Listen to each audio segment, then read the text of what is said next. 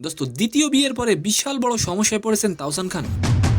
দোস্ত একদল ভক্ত আছেন যারা তাওসানের নতুন জীবনের জন্য শুভকামনা জানিয়েছেন দোস্ত, তবে অন্য আর একদল রোজ আহমেদের সঙ্গে তাওসানের বয়সের পার্থক্য নিয়ে সমালোচনা করছেন। আর এই বিষয়ে এবার মুখ খুললেন তাওসান খান নিজেই।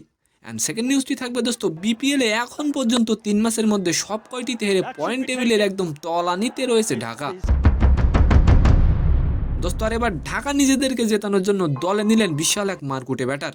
তো নিউজ দুটি জানতে ভিডিওটি অবশ্যই সম্পূর্ণ দেখবেন। সালাম, নমস্কার দোস্ত। দোস্ত একটি দল রোজ আহমেদের সঙ্গে তাওসানের বয়সের পার্থক্য ও দুজনের অতীত নিয়ে সমালোচনায় মেতেছেন। তবে দোস্ত বিষয়গুলো নিয়ে বরাবরের মতোই নীরব তাওসান। দোস্ত অভিনেত্রী মিথিলার সঙ্গে বিচ্ছেদ নিয়েও কম আলোচনা হয়নি, বাট প্রতিবারের মতোই তাওসান থেকেছেন নীরব। দোস্ত শনিবার 4 জানুয়ারি বিয়ের পর সোমবার 6 জানুয়ারি সন্ধ্যায় অবশ্য প্রকাশ্যে আসতেই হয়েছে তাওসানকে। দোস্ত তাওসানের বিয়ে নিয়ে সমালোচনা করা কি ঠিক হচ্ছে? আপনার মতামতটি অবশ্যই কমেন্ট করে যাবেন। দোস্ত অন্যদিকে তাওসানের সাবেক স্ত্রীর পক্ষ থেকে তাওসান দম্পতিকে কোনো অভিনন্দনও জানানো হয়নি। 6 জানুয়ারি তাওসানের গানের মুক্তির জন্য গুলশানে একটি সংবাদ সম্মেলনের আয়োজন করা হয়।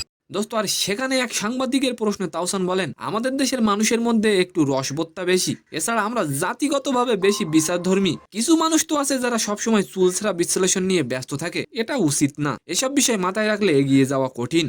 দোস্ত সেকেন্ড নিউজটি হলো, বিপিএল টানা 3 মাসের পয়েন্ট টেবিলের তলানিতে রয়েছে ঢাকা। একের পর এক ম্যাচ হারায় বেশ সমালোচনায় পড়েছেন ঢাকা টিম। তবে দোস্ত এই সমস্যা কাটিয়ে উঠতে নিজেদের দলে নিলেন মারকুটে ইংলিশ ওপেনার জেসন রয়কে। দোস্ত মারকুটে এই ইংলিশ ব্যাটার খেলবেন ঢাকা ক্যাপিটালসের জার্সিতে। দোস্ত আগামী 7 জানুয়ারি দলে যোগ দেবেন জেসন রয়। তো সম্মানিত দর্শক, আজকের ভিডিওটি কেমন লাগলো অবশ্যই কমেন্ট বক্সে জানাবেন। আর ভিডিওটি যদি ভালো লাগে অবশ্যই একটি লাইক দিয়ে আমাদের চ্যানেলটিকে সাবস্ক্রাইব করে দিবেন। ধন্যবাদ।